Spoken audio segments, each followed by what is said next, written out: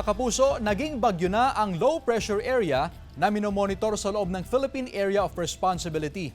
Base sa 11 AM Bulletin ng Pag-asa, huling namataan ang sentro ng bagyong Krising sa layong 725 kilometers silangan ng Virac, Catanduanes.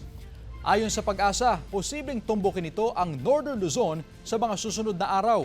May tsansa yang maglandfall sa Babuyan Islands pero posible rin sa mainland Cagayan kung sakaling bahagya itong bumaba.